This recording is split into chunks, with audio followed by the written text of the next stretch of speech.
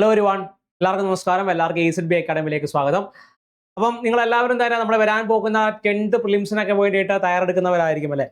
അപ്പോൾ ഈ പറയുന്ന 10th പ്രിലിംസിനൊക്കെ വേണ്ടിയിട്ട് തയ്യാറെടുക്കുന്നവരാണെങ്കിൽ നിങ്ങൾക്ക് എല്ലാവർക്കും അറിയാം, നമ്മുടെ ഈ പറയുന്ന ജൂലൈ മാസങ്ങൾ കഴിഞ്ഞ ശേഷമായിരിക്കും പ്രധാനമായിട്ട് ഈ പറയുന്ന എക്സാമിനേഷൻസ് എല്ലാം തന്നെ വരാൻ വേണ്ടി പോകുന്നത്. അപ്പോൾ ഈ പറയുന്ന രീതിയിൽ പഠനമൊക്കെ തൊട്ട് മുമ്പ് തന്നെ ആരംഭിച്ചിട്ടുണ്ടായിരുന്നവർ കാണും. പ്രധാനമായിട്ട് ഈ പറഞ്ഞ ഇനി വരാൻ പോകുന്ന സമയങ്ങളിൽ ഈ പറയുന്ന പഠനത്തിന് വേണ്ടിയിട്ട് മാറ്റിവെക്കാൻ വേണ്ടിയിട്ട് ഇരിക്കുന്നവർ കാണും അല്ലേ? അങ്ങനെ ഒരുപാട് ഈ പറയുന്ന എന്താണ് ടൈപ്പ് ഓഫ് ആളുകൾ എന്ത് ചെയ്യുന്നുണ്ട്, പ്രധാനമായിട്ട് ഇതിന് വേണ്ടിയിട്ട് എന്ത് ചെയ്യുന്നുണ്ട്, തയ്യാറെടുക്കുന്നുണ്ട്.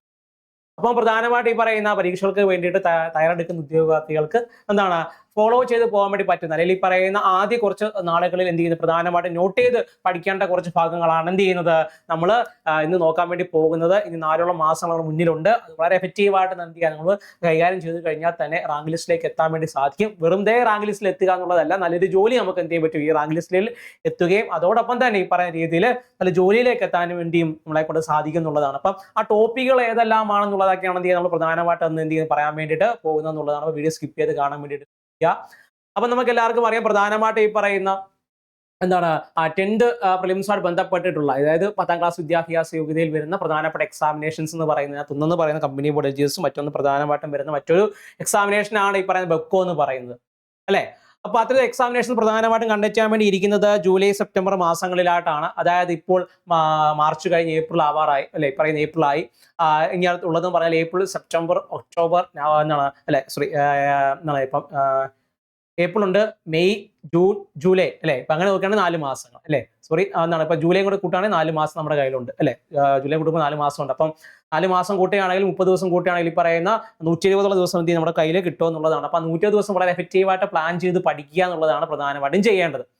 അപ്പൊ ഈ പറയുന്ന രീതിയിൽ നിങ്ങൾ ആദ്യം തന്നെ സയൻസ് ടോപ്പിക്കുകളിൽ നിന്ന് തുടങ്ങുന്നവരാണെങ്കിൽ നിങ്ങൾ സ്കിപ്പ് ചെയ്യാതെ പഠിക്കേണ്ട കുറച്ച് ഭാഗങ്ങളാണ്. ആദ്യം തന്നെ ആസിഡ്സ് ആൻഡ് ആൽക്കലീസ് എന്ന് പറയുന്നത് അല്ലെ? ഇപ്പൊ ആസിഡുകളും ആൽക്കലികളും, പിന്നെ പീരിയോഡിക് ടേബിളായിട്ട് ബന്ധപ്പെട്ട് അതിനകത്ത് മൂലകങ്ങൾ, അതേപോലെ തന്നെ ഈ പറയുന്ന ലെഫ്റ്റിൽ നിന്ന് റൈറ്റിലേക്ക് പോകുന്ന സമയങ്ങൾ പ്രധാനമായിട്ടും ഈ പറയുന്ന മൂലകങ്ങൾക്ക് ഉണ്ടാകുന്ന വ്യത്യാസങ്ങളെല്ലാം ഇതെല്ലാമാണ്. അറ്റോമിക് റേഡിയസിന് എങ്ങനെയാണ് വ്യത്യാസം വരുന്നത്, ഇലക്ട്രോ നെഗറ്റിവിറ്റിക്ക് എന്താണ് വ്യത്യാസം വരുന്നത് അല്ലെ? അപ്പൊ അത്തരത്തിലുള്ള കാര്യങ്ങളൊക്കെ പ്രധാനമായിട്ടും നോട്ട് ചെയ്ത് വെക്കാൻ വേണ്ടി ശ്രമിക്കുക. അതേപോലെ തന്നെ ആറ്റത്തിന്റെ ഘടനയുമായി ബന്ധപ്പെട്ട്, അതേപോലെ തന്നെ എന്താണ് എന്താണ് ഈ ആറ്റവുമായി ബന്ധപ്പെട്ട് നോക്കേണ്ടതാണ്.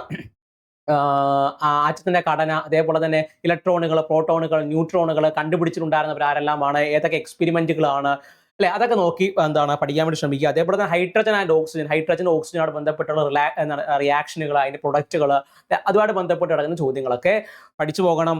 അതേപോലെ തന്നെ താപവും ഊഷ്മാവും, അതായത് നമ്മുടെ ഈ പറയുന്ന രീതിയിൽ ഹീറ്റ് ആൻഡ് ടെമ്പറേച്ചർ എന്ന് പറയുന്ന ഒരു വലിയ ടോപ്പിക് ഉണ്ട്. പ്രധാനമായിട്ടും നിങ്ങൾ ഇപ്പോൾ SCRT പാഠഭാഗങ്ങളൊക്കെ എടുത്ത് നോക്കിയാൽ തന്നെ ഒരുപാട് കാര്യങ്ങൾ നമുക്ക് അതിനകത്ത് നിന്ന് തന്നെ പഠിക്കാൻ വേണ്ടി പറ്റും. ഈ പറഞ്ഞ താപ ഊഷ്മാവിൽ നിന്ന് ഒരുപാട് ചോദ്യങ്ങളൊക്കെ വരുന്നതാണ്. അതേപോലെ തന്നെ ബയോളജി നോക്കുകയാണെങ്കിൽ കോശങ്ങൾ, അതായത് സെല്ല്, കോശം എടുത്തു കഴിഞ്ഞാൽ കോശത്തിന്റെ ഈ പറയുന്ന രീതിയിൽ സെൽ വാള, അതേപോലെ അതിനകത്തുള്ള ഈ പറയുന്ന രീതിയിൽ എന്താണ് ഗോൾഗി ബോഡീസ് ആയിക്കോട്ടെ, മൈറ്റോകോൺട്രിയ ആയിക്കോട്ടെ, എൻഡോപ്ലാസ്മിക് റെറ്റിക്കുലം ആയിക്കോട്ടെ, ന്യൂക്ലിയസുകൾ ആയിക്കോട്ടെ, അതുമായിട്ട് ബന്ധപ്പെട്ട് കിടക്കുന്ന ചോദ്യങ്ങൾ പൊതുവെ വരാറുണ്ട്. വ്യത്യാസം ഈ പറയുന്ന എന്താണ് ഒരു കോശങ്ങൾ തമ്മിലുള്ള വ്യത്യാസങ്ങൾ പൊതുവെ എന്ത് ചെയ്യുന്നുണ്ട്, ചോദിക്കാറുള്ളതാണ്. ചലനം നോക്കുകയാണെങ്കിൽ, ഈ പറയുന്ന മോഷൻ നോക്കുകയാണെങ്കിൽ, ഉത്തോലകങ്ങൾ നോക്കുകയാണെങ്കിൽ, അതല്ല ഈ പറയുന്ന ഫിസിക്സ് ഒരു ഭാഗത്ത് നിന്ന് ചോദ്യം വരാറുള്ളതാണ്. കരൾ അല്ലെ? കരളുമായി ബന്ധപ്പെട്ടത്, കരൾ അസോസിയേറ്റ് കിടക്കുന്ന പ്രധാനപ്പെട്ട ഗ്രന്ഥികൾ, മറ്റ് പ്രധാനപ്പെട്ട ഗ്രന്ഥികൾ എന്തെല്ലാമാണ്, അത് ഉൽപ്പാദിപ്പിക്കുന്ന എന്താണ്, അതിന് പ്രധാനപ്പെട്ട പ്രവർത്തനങ്ങൾ എന്തെല്ലാമാണ് എന്നുള്ളതൊക്കെ എന്ത് ചെയ്യുന്നുണ്ട്, ചോദിക്കാറുള്ളത്. കിഡ്നി പ്രധാനമായിട്ട് എവിടെ സ്ഥിതി ചെയ്യുന്നു, അതിന്റെ പ്രധാനപ്പെട്ട പ്രവർത്തനങ്ങൾ എന്തെല്ലാമാണ്, അതുമായിട്ട് ബന്ധപ്പെട്ട് കിടക്കുന്ന എന്താണ് ഈ പറയുന്ന ബന്ധപ്പെട്ട് കിടക്കുന്ന ഹോർമോണുകൾ എന്തെല്ലാമാണ് അല്ലെ? അതിന്റെ പ്രവർത്തനം എന്തെല്ലാമാണ്, ഈ പറയുന്ന സ്വെറ്റിംഗ് ആയിട്ട്, ഈ പറയുന്ന എന്താണ് എക്സ്ക്രീഷനോട് ബന്ധപ്പെട്ട് കിഡ്നി ചെയ്യുന്ന പ്രവർത്തനങ്ങൾ എന്തെല്ലാമാണ്, അതിന്റെ ഈ സെക്ഷനകത്ത് അതിനകത്ത് പ്രധാനമായിട്ടുമുള്ള എന്താണ് മറ്റു ഭാഗങ്ങളൊക്കെ എന്ത് ചെയ്യുന്നുണ്ട് പൊതുവെ ചോദിക്കാറുള്ളതാണ്. ഇപ്പോൾ വിറ്റാമിനുകൾ അല്ലെ? വിറ്റാമിൻ ഇല്ലാതെ വരുന്ന സമയങ്ങളിൽ എന്ത് ചെയ്യുന്നു, നമ്മൾ അനുഭവിക്കുന്ന രോഗങ്ങൾ എന്തെല്ലാമാണ് അല്ലെ? ഈ അതിന്റെ കുറവുകൾ മൂലം ഉണ്ടാകുന്ന രോഗങ്ങൾ എന്തെല്ലാമാണ്, സിക്കിൾസിന് അനീമിയ ആയിക്കോട്ടെ, ഈ പറയുന്ന എന്താണ്, അല്ലെങ്കിൽ ഈ പറയുന്ന എന്താണ് അനീമിക് ആവുക, അല്ലെങ്കിൽ ഈ പറയുന്ന രീതിയിൽ വിറ്റാമിൻ എ ഇല്ലെങ്കിൽ, വിറ്റാമിൻ ബി കോംപ്ലക്സ് ഇല്ലെങ്കിൽ, അതേപോലെ വിറ്റാമിൻ ഡി ഇല്ലെങ്കിൽ ഉണ്ടാകുന്ന രോഗങ്ങൾ എന്തെല്ലാമാണെന്നുള്ളതൊക്കെ പൊതുവെ ചോദിക്കാറുള്ളത്. അസ്ഥി വ്യവസ്ഥ പ്രധാനമായിട്ട് നോക്കി വെക്കേണ്ടതാണ്. അസ്ഥികൾ പ്രധാനമായിട്ട് മനുഷ്യ ശരീരത്തിൽ എത്രത്തോളം വരുന്ന അസ്ഥികളുണ്ട്, വലിയ അസ്ഥി, ചെറിയ അസ്ഥി, ഏറ്റവും വലിയ അസ്ഥികൾ ഏതെല്ലാമാണ് അല്ലെ? ഏതൊക്കെ ഭാഗങ്ങളായിട്ട് സ്ഥിതി ചെയ്യുന്നു, പ്രധാനമായിട്ട് ഈ പറഞ്ഞ കൈക്കുഴൽ ഈ ഒരു ഭാഗത്തുള്ള അസ്ഥി എന്ത് ഇവരിൽ അറിയപ്പെടുന്നു, ഇവിടെ വരുന്ന അസ്ഥികൾ ഏതൊക്കെ പേരിൽ അറിയപ്പെടുന്നു, ജോയുടെ ഒരു ഭാഗത്ത് നിന്ന് അസ്ഥികളുടെ പേര്, അതേപോലെ തന്നെ ഈ പറഞ്ഞ കഴുത്തലി തലയോട്ടിയെ കഴുത്തിലേക്ക് എന്ത് ചെയ്യുന്ന ചേർത്ത് നിർത്തുന്ന ആ ഒരു എന്താണ് അസ്ഥികളുടെ പേര്, ചെവിയിലുണ്ടായിരുന്ന അസ്ഥികളുടെ പേരൊക്കെ പൊതുവെ എന്ത് ചെയ്യുന്നുണ്ട്, ചോദിക്കാറുണ്ട്. ചോദിക്കാറുണ്ട്. രോഗകാരികളും ഈ പറയുന്ന എന്താണ് ഡെങ്കി ഫീവർ പരത്തുന്ന ഏത് കൊതുകാണ്, അല്ലെങ്കിൽ ഈ പറയുന്ന ഇത് മലേറിയ പരത്തുന്നത് എന്താണ്, ചിക്കൻ ഗുനിയ പരത്തുന്ന ഏത് രോഗങ്ങളാണ്, അല്ലെങ്കിൽ പറയുന്ന എന്താണ് പരത്തുന്നത്, ഏത് വൈറസാണ് പരത്തുന്നത്, അല്ലെങ്കിൽ രോഗകാരി ആരാണ്, രോഗാവസ്ഥ എന്താണ്, അല്ലെ? അതേപോലെ തന്നെ ഈ പറയുന്ന രീതിയിൽ ചിക്കൻ ബോക്സ് ആയിക്കോട്ടെ, ഡെങ്കി ആയിക്കോട്ടെ, കോവിഡ് ആയിക്കോട്ടെ, നിപ്പ ആയിക്കോട്ടെ, ഈ പറയുന്ന രോഗകാരികളും ആരെല്ലാമാണ്. പ്രധാനമായിട്ട് പിന്നെ പഠിക്കേണ്ടതെന്ന് പറഞ്ഞു കഴിഞ്ഞാൽ ഈ പറഞ്ഞ പൊളിറ്റിയിലേക്ക് വരിക, കോൺസ്റ്റിറ്റ്യൂഷനിലേക്ക് വരികയാണെങ്കിൽ അത് വളരെ ഇമ്പോർട്ടന്റ് ആയ ഒരു ടോപ്പിക്കാണ്. അതിനകത്ത് ഇന്ത്യൻ ഭരണഘടനയും അടിസ്ഥാന വിവരങ്ങളും, ഇന്ത്യൻ ഭരണഘടന ആദ്യ കാലഘട്ടങ്ങൾ, അത് കടന്നു വന്ന മേഖലകൾ, അതിൽ ആദ്യത്തെ ഈ പറയുന്ന രീതിയിൽ കോൺസ്റ്റിറ്റ്യൂഷൻ ബന്ധപ്പെട്ട കമ്മിറ്റികൾ ഏതെല്ലാമാണ്, അതിന്റെ അധ്യക്ഷന്മാർ ആരെല്ലാമായിരുന്നു, കമ്മിറ്റിക്ക് അംഗങ്ങളായിട്ടുണ്ടായിരുന്ന ആരെല്ലാമായിരുന്നു, അല്ലെ? അതുമായിട്ട് ബന്ധപ്പെട്ട കാര്യങ്ങൾ. അതേപോലെ തന്നെ അതിന് ആദ്യകാല ഈ പറയുന്ന മീറ്റിങ്ങുകൾ എന്തെല്ലാമായിരുന്നു, അതിന്റെയൊക്കെ ചുമതല വഹിച്ചിട്ടുണ്ടായിരുന്ന ആരെല്ലാമാണെന്നുള്ളത് എന്ത് ചോദിക്കാറുണ്ടതാണ്. മൗലിക കടമകൾ എന്ത് ചെയ്യുന്നുണ്ട്, അല്ലെങ്കിൽ ഫണ്ടമെന്റൽ ഡ്യൂട്ടീസ് ഒക്കെ എന്ത് ചെയ്യുന്നുണ്ട്, എപ്പോഴും എടുത്ത് ചോദിക്കുന്ന ഒരു ഭാഗമാണ്. അടിസ്ഥാന വിവരങ്ങൾ, ഇന്ത്യയോട് ബന്ധപ്പെട്ട പ്രധാനപ്പെട്ട അടിസ്ഥാന വിവരങ്ങൾ, ഇന്ത്യ ഏതൊക്കെ രാജ്യങ്ങളുമായിട്ട് അതിർത്തികൾ പങ്കിടുന്നു, ഇന്ത്യ പ്രധാനപ്പെട്ട നദികൾ ഏതെല്ലാമാണ്, അതിന്റെ ഭൂമിശാസ്ത്രപരമായ പ്രത്യേകതകൾ എന്തെല്ലാമാണ്, അല്ലെ? പ്രധാനപ്പെട്ട മണ്ണിനങ്ങളൊക്കെ പൊതുവെ എന്ത് ചെയ്യുന്നുണ്ട്, ഇതിനകത്ത് പെടുന്ന ഭാഗങ്ങളാണ്. ഇന്ത്യയിലെ പ്രധാനപ്പെട്ട വൈദ്യുത പദ്ധതികൾ, ഈ വൈദ്യുത പദ്ധതികൾ എന്ന് പറയാൻ പ്രധാനമായിട്ട് ഈ പറയുന്ന ഡാമുകൾ വരും, അതേപോലെ തന്നെ തെർമൽ ഇലക്ട്രിക് പ്ലാന്റുകൾ വരും, അതേപോലെ തന്നെ ന്യൂക്ലിയർ പവർ പ്ലാന്റുകളെല്ലാം ഇതിനകത്ത് ഈ വൈദ്യുത പദ്ധതികളുടെ ഭാഗമായിട്ട് വരും. പിന്നുള്ളത് പറഞ്ഞാൽ ഇന്ത്യയിലെ വനങ്ങൾ, ഇന്ത്യ ഏറ്റവും കൂടുതൽ വനവിസ്തൃതി ഉള്ളത് ഏത് സംസ്ഥാനത്താണ്, ഏറ്റവും കുറവ് വനവിസ്തൃതി ഉണ്ടാകുന്ന ഏത് സംസ്ഥാനത്തിനാണ്, പ്രധാനപ്പെട്ട ബയോസ്ഫിയർ റിസർവുകളായിക്കോട്ടെ, മറ്റ് ഈ വനങ്ങളോട് ബന്ധപ്പെട്ട് പരിസ്ഥിതിയായിട്ട് ബന്ധപ്പെട്ട് കിടക്കുന്ന ചോദ്യങ്ങൾ. കേരളത്തിലെ നദികൾ 47 നദികളുണ്ട്, നമുക്ക് എല്ലാവർക്കും അറിയുന്ന. ആ നദികളോട് ബന്ധപ്പെട്ട് ഇവിടെ നിന്ന് ഉത്ഭവിക്കുന്നു, ഇവിടേക്ക് വന്ന് പതിക്കുന്നു, കിഴക്കുന്ന് പടിഞ്ഞാറോട്ടൊക്കെ നദികൾ ഏതെല്ലാമാണ്, പടിഞ്ഞാറ് നിന്ന് കിഴക്കോട്ട് ഒഴുകുന്ന നദികൾ ഏതെല്ലാമാണ് എന്നുള്ളത് എന്ത് ചെയ്യുന്നുണ്ട്, അതിനകത്ത്. കേരളത്തിലെ കാടുകൾ, കേരളത്തിലെ വനങ്ങൾ, കേരളത്തിലെ കാടുകളൊക്കെ ഇത് വളരെ ഇമ്പോർട്ടന്റ് ആയ ഒരു ടോപ്പിക്കാണ്. കേരളത്തിലെ അടിസ്ഥാന വിവരങ്ങൾ, കേരളം എവിടെയാണ് സ്ഥിതി ചെയ്യുന്നു, അതിന്റെ തെക്ക് എവിടെയാണ്, വടക്ക് ഭാഗത്ത് എന്ത് സ്ഥിതി ചെയ്യുന്നു, അല്ലെങ്കിൽ ഈ പറഞ്ഞ മലനാട്, ഇടനാട്, തീരപ്രദേശങ്ങൾ, ഈ പറഞ്ഞ ജോഗ്രഫിക്കൽ നമ്മൾ നോക്കുകയാണെങ്കിൽ എന്ത് ചെയ്യുന്നുണ്ട്, ഇങ്ങനെ എങ്ങനെ തരംതിരിക്കാറുണ്ട്, അല്ലെ? കേരളം ബന്ധപ്പെട്ട ഈ പറഞ്ഞ മുഖ്യമന്ത്രി, അതേപോലെ കേരള ചരിത്രം, തിരുവിതാംകൂർ ചരിത്രം, കൊച്ചിയുടെ ചരിത്രം ബന്ധപ്പെട്ട കാര്യങ്ങളൊക്കെ ഇതിനകത്ത് വരുന്ന ഭാഗങ്ങളാണ്. കേരളത്തിലെ കായലുകൾ നോക്കുകയാണെങ്കിൽ കേരളത്തിൽ എത്രത്തോളം വരുന്ന കായലുണ്ട്, അത് ശുദ്ധജല തടാകങ്ങൾ എത്രയുണ്ട്, അതേപോലെ തന്നെ ഈ പറയുന്ന സാൾട്ട് വാട്ടർ ലേക്കുകൾ ഏതൊക്കെയുണ്ട്, അല്ലെ? ഏറ്റവും വലിയ തടാകങ്ങൾ ഏതെല്ലാം, റംസാർ സൈറ്റുകൾ പെടുന്ന തടാകങ്ങൾ, റംസാർ സൈറ്റുകളായിട്ട് പ്രഖ്യാപിച്ചിട്ടുള്ള തടാകങ്ങൾ ഏതെല്ലാമാണ്, അല്ലെ? അത് വളരെ ഇമ്പോർട്ടന്റ് ആണ്, അല്ലെ? അതൊക്കെ എന്ത് ചെയ്യണം, നോക്കി വെക്കേണ്ടതായിട്ടുള്ളതാണ്. പിന്നെ നോക്കുകയാണെങ്കിൽ കേരളത്തിൽ ബന്ധപ്പെട്ട പ്രധാനപ്പെട്ട സ്പോർട്സ്, അതിനകത്ത് ആളുകൾ കിട്ടിയിട്ടുള്ള അവാർഡുകൾ, ഇപ്പൊ ശ്രീജേഷ് ആയിക്കോട്ടെ, നിങ്ങൾ സഞ്ജു ആയിക്കോട്ടെ, അതുമായി ബന്ധപ്പെട്ട് കിടക്കുന്ന എന്ത് ചെയ്യുന്നുണ്ട് കാര്യങ്ങളായിക്കോട്ടെ, അതെല്ലാം എന്ത് ചെയ്യാൻ നോട്ട് ചെയ്ത് വെക്കണം. പ്രധാനപ്പെട്ട അവാർഡുകൾ, അല്ലെ? ഈ പറയുന്ന ഈ ഒരു വർഷക്കാലത്തിൽ, അതായത് പരീക്ഷ നടക്കാൻ വേണ്ടി പോകുന്നത് അവിടെ ഇപ്പൊ 2026 ആയതുകൊണ്ട് തന്നെ 2026, 2025 ആ ഒരു കാലഘട്ടങ്ങളിലൊക്കെ എന്ത് ചെയ്യും, പ്രധാനമായിട്ട് വന്നിട്ടുണ്ടായിരുന്ന അവാർഡുകൾ, അതിന്റെ ജേതാക്കൾ ആരെല്ലാമാണ്.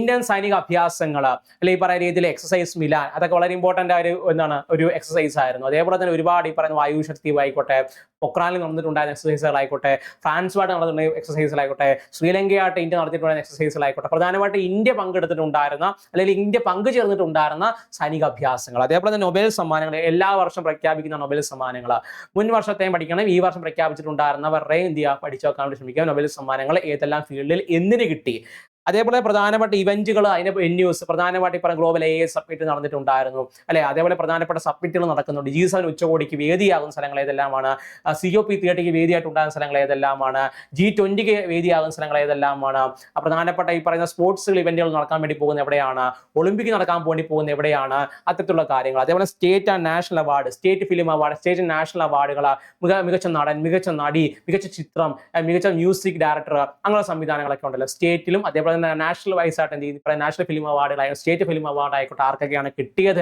എന്നോട് ബന്ധപ്പെട്ട കാര്യങ്ങൾ. കേരളത്തിൽ ആരോഗ്യക്ഷേമ പദ്ധതികൾ പ്രധാനമായിട്ട് ബന്ധപ്പെട്ട് ആരോഗ്യമായിട്ട് ബന്ധപ്പെട്ട് ആരോഗ്യക്ഷേമ ബന്ധപ്പെട്ട് കിടക്കുന്ന ഒരുപാട് പദ്ധതികളുണ്ട്. ആ പദ്ധതികൾ എന്തുമായിട്ട് ബന്ധപ്പെട്ട് കുട്ടികൾക്കാണോ, അല്ലെങ്കിൽ ഇപ്പൊ മുതിർന്നവർക്കാണോ, വയോധികർക്കാണോ, അല്ലെങ്കിൽ പറയുന്ന എന്തെങ്കിലും ഭിന്നശേഷിക്കാർക്കാണോ, അപ്പൊ അവരുമായിട്ട് ബന്ധപ്പെട്ട് ഒരുപാട് പദ്ധതികളുണ്ട്, അല്ലെ? ആരോഗ്യക്ഷേമ പദ്ധതികളുണ്ട്, അത് നോക്കി വെക്കണം. ഭാരത് രത്ന കിട്ടിയിട്ടുണ്ടായിരുന്ന ആരെല്ലാമാണ്, പത്മവിഭൂഷൺ, അതേപോലെ അവാർഡുകൾ പ്രധാനമായിട്ട് കിട്ടിയിട്ടുണ്ടെന്ന ആളുകൾ, അതിൽ മലയാളികൾ എന്താണ് പ്രധാനമായിട്ട് നോട്ട് ചെയ്ത് വെച്ച് എന്താണ് പഠിക്കേണ്ട ഒരു കാര്യം കൂടിയാണ്, അല്ലെ? ഓക്കെ ആണല്ലോ, ഓക്കെ അല്ലേ?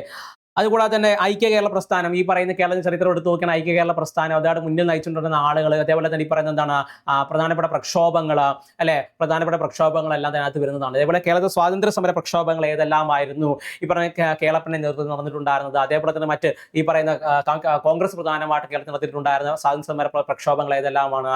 അതേപോലെ തന്നെ അതിന്റെ ഭാഗമായിട്ട് ഈ പറഞ്ഞ ജയിലടക്കപ്പെട്ടിട്ടുണ്ടായിരുന്ന ആരെല്ലാമാണ്, മറ്റ് മലബാർ കലാപവുമായി ബന്ധപ്പെട്ട കാര്യങ്ങൾ, അതെല്ലാം എന്ത് ചെയ്യുന്നുണ്ട്, ഒന്നാം കേരള നിയമസഭ അല്ലെ ഈ പറഞ്ഞ ഒന്നാം കേരള നിയമസഭയെ ബന്ധപ്പെട്ട ആരെല്ലാം ഉണ്ടായിരുന്നു, ആര് ജയിച്ചു, എത്ര സീറ്റുകൾ നേടിയിട്ടുണ്ടായിരുന്നു, പ്രധാനമായിട്ട് ആ സമയത്ത് അവതരിപ്പിച്ചിട്ടുണ്ടായിരുന്ന പ്രമേയങ്ങൾ എന്തെല്ലാമാണ്, പാസ്സാക്കിയിട്ട് വന്ന കാര്യങ്ങൾ ആരെല്ലാമാണ്, മന്ത്രിമാരായിരുന്നു, ചുമതല വഹിച്ചിരുന്ന വകുപ്പുകൾ ഏതെല്ലാമായിരുന്നു, അല്ലെ, എന്തുകൊണ്ട് അവർ ഈ പറഞ്ഞ സ്ഥാനം ഒഴിയേണ്ടതായിട്ട് വന്നു ഒന്നാം കേരള നിയമസഭയിൽ, അല്ലെ, അതൊക്കെ എന്ത് ചെയ്യാൻ നോക്കി വെക്കണം. ഇന്ത്യ സ്വാതന്ത്ര്യ സമര പ്രക്ഷോഭങ്ങൾ ഏതെല്ലാമായിരുന്നു, ഈ പറഞ്ഞ രീതിയിൽ മുന്നിൽ നയിച്ചിട്ടുണ്ടായിരുന്നവർ ആരെല്ലാമാണ്, എന്തൊക്കെയാണ് നയിച്ചിട്ടുണ്ടായിരുന്നത്, അതിന് തൽഫലമായിട്ട് ഉണ്ടായിരുന്ന കാര്യങ്ങൾ എന്തെല്ലാമാണ്, വർഷങ്ങൾ, കാര്യങ്ങളെല്ലാം എന്ത് ചെയ്യണം നമ്മൾ നോട്ട് ചെയ്ത് വെക്കേണ്ടതായിട്ടുണ്ട്. അപ്പൊ ഇത്രയും ടോപ്പിക്കുകൾ എന്ന് പറയുമ്പോൾ തന്നെ 35-ലധികം വരുന്ന എന്ത് ചെയ്യുന്നു ഒരുപാട് ടോപ്പിക്കുകൾ എന്ത് ചെയ്യുന്നു ഇപ്പൊ തന്നെ പറഞ്ഞു പോയിട്ടുണ്ട്. ഇതിനകത്ത് ഇത് പ്രധാനമായിട്ട് ആ ഒരു ഹെഡ്ലൈൻ മാത്രമാണ്, അതിന്റെ താഴെ പിന്നെയും സബ് ടോപ്പിക്കുകളുണ്ട്. ഈ ഇത്രയും ഭാഗങ്ങൾ ഓക്കെ, നിങ്ങൾ സിലബസ് എടുത്ത് നോക്കി ഒരുപാട് ഭാഗങ്ങൾ കാണാൻ വേണ്ടി പറ്റും. അത് ഇത്രയും ഭാഗങ്ങൾ ആദ്യം തന്നെ പഠിച്ചു മാറാൻ വേണ്ടിയിട്ട് ശ്രമിക്കുക. അങ്ങനെയാണെങ്കിൽ തന്നെ ഒരു നല്ല ശതമാനം മാർക്ക് നിങ്ങൾക്ക് എന്ത് പറ്റും ഇവിടെ തന്നെ സ്കോർ ചെയ്യാൻ വേണ്ടി പറ്റുമെന്നുള്ളതാണ്. ഓക്കെ, അപ്പൊ ഇത്രയും കാര്യങ്ങൾ എന്ത് ചെയ്യാൻ നോട്ട് ചെയ്ത് വെച്ചിട്ട് പഠിക്കാൻ വേണ്ടി ശ്രമിച്ചു കഴിഞ്ഞാൽ തന്നെ അത്യാവശ്യം മാർക്ക് എന്ത് ചെയ്യാൻ പറ്റും ഇവിടെ സ്കോർ ചെയ്യാൻ വേണ്ടി പറ്റും. പരീക്ഷയ്ക്ക് തീർച്ചയായിട്ടും സ്കോർ ചെയ്യാൻ വേണ്ടിയിട്ട് എന്ത് ചെയ്യും പറ്റും എന്നുള്ളതാണ്. ഇവിടെ ഈ പറയുന്ന പരീക്ഷകളെ ബന്ധപ്പെട്ട കാര്യങ്ങൾ നമ്മൾ ഈ പറഞ്ഞ് നോക്കിയതിനു ശേഷമാണ് ഇത് എന്ത് ചെയ്യുന്ന ഫ്രെയിം ചെയ്തിട്ടുണ്ടായിരുന്നത്. അപ്പൊ ഈ പറയുന്ന രീതിയിൽ നിങ്ങൾക്ക് എന്ത് ചെയ്യാം തീർച്ചയായിട്ടും ഉപകാരപ്രദമാകുമെന്നാണ് ഞാൻ വിശ്വസിക്കുന്നത്. ഓക്കെ, അതേപോലെ തന്നെ ഇനി വരാൻ പോകുന്ന പരീക്ഷകൾ ഈ പറയുന്ന രീതിയിൽ എങ്ങനെ പഠിക്കണം, അല്ലെങ്കിൽ ചിട്ടയോടെ പഠിക്കാൻ എനിക്ക് അറിയില്ല, അല്ലെ, അല്ലെങ്കിൽ ഈ പറഞ്ഞ രീതിയിൽ എന്നെ ആരും പഠിപ്പിക്കണം, അല്ലെങ്കിൽ ഈ പറയുന്ന രീതിയിൽ എനിക്ക് ആ ഒരു എന്താണ് ഒരു ഡിസിപ്ലിനോട് കൂടി തന്നെ പഠിക്കാൻ എന്നെ കൊണ്ട് കഴിയില്ല, അല്ലെങ്കിൽ അങ്ങനെ ഒരാളല്ല, എനിക്ക് ഈ പറയുന്ന ജോലി ചെയ്യാറുണ്ട്, ഇപ്പം അതിന് ഇടയ്ക്കൂടെയാണ് പഠനത്തിന് സമയം കണ്ടെത്തുന്നത്. അപ്പോൾ അങ്ങനെ ഈ പറയുന്ന രീതിയിൽ ഒരുപാട് സംശയങ്ങളും മറ്റു വിഷയങ്ങളൊക്കെ ഉള്ളവരൊക്കെ ആണെങ്കിൽ നമ്മുടെ AZB അക്കാഡമിയിൽ നമ്മൾ ഈ പറയുന്ന VFAക്കും കമ്പനി ബോർഡിനും ബെക്കോയ്ക്കൊക്കെ വേണ്ടിയിട്ട് നമ്മൾ ഈ പറയുന്ന രീതിയിൽ കോഴ്സ് പ്രൊവൈഡ് ചെയ്യുന്നുണ്ട്. പ്രയാണം എന്നുള്ളതാണ് ബാച്ചിന്റെ പേര്. അതിലേക്ക് നിങ്ങൾക്കും ജോയിൻ ചെയ്യാൻ വേണ്ടി സാധിക്കുന്നതാണ്. എന്തെങ്കിലും ഡൗട്ടോ മറ്റു കാര്യങ്ങളോ ഉണ്ടെങ്കിൽ തൊട്ട് താഴെ കാണുന്നവരിലേക്ക് വിളിച്ച് കോൺടാക്ട് ചെയ്ത് കഴിഞ്ഞാൽ നമ്മൾ കൂടുതൽ വിവരങ്ങൾ എന്ത് ചെയ്യുന്നെങ്കിൽ ലഭ്യമാകുന്നതായിരിക്കും. അപ്പൊ നിങ്ങളുടെ ഈ പറഞ്ഞ വിലയേറിയ കമന്റും മറ്റു കാര്യങ്ങളൊക്കെ താഴെ അറിയിക്കാൻ വേണ്ടിയിട്ട് ശ്രമിക്കുക. തീർച്ചയായിട്ടും നിങ്ങൾ ലഭിക്കുന്നതായിരിക്കും. നിങ്ങളുടെ ഇപ്പോൾ സജഷൻസ് എല്ലാം മുന്നോട്ടേക്ക് വെക്കാം. അതുമായിട്ട് ബന്ധപ്പെട്ട് എന്ത് ചെയ്യും നമ്മളത് വീഡിയോ ഒക്കെ ചെയ്യുന്നതായിരിക്കും. ഓക്കെ അല്ലേ? അപ്പൊ നിങ്ങൾക്ക് ഉപകാരപ്പെട്ടെന്ന് കരുതുകയാണ്. അങ്ങനെയെങ്കിൽ ഇന്ന് തന്നെ എന്ത് ചെയ്യുക, പഠനം തുടങ്ങാൻ വേണ്ടിയിട്ട് ശ്രമിക്കുക. വരുന്ന റാങ്ക് ലിസ്റ്റിൽ ഈ പറഞ്ഞ 10 നോക്കുക, ഈ പറഞ്ഞ 1000 പേര് അല്ലെങ്കിൽ 2000 അല്ലെങ്കിൽ 3000 പേരെയാണ് എടുക്കുന്നതെങ്കിൽ അതിനകത്ത് ഒരാൾ നിങ്ങൾ ഒരു സീറ്റ് നിങ്ങളുടെയാണെന്ന് നിങ്ങൾ മനസ്സിൽ ഉറപ്പിക്കുക. 3000 സീറ്റ് ആണെങ്കിൽ ഒരു സീറ്റ് നിങ്ങളെയാണ്, ബാക്കി 2999 പേരുടെ കാര്യം അവർ നോക്കിക്കോളും. ആ ഒരു സീറ്റിന്റെ കാര്യം മാത്രം നിങ്ങൾ എന്ത് ചെയ്യാതെ നോക്കിയാൽ മതി. അതിലേക്ക് പഠിക്കുക, തീർച്ചയായിട്ടും കിട്ടും. ഓക്കെ, താങ്ക് യു, ബൈ, വീണ്ടും കാണാം.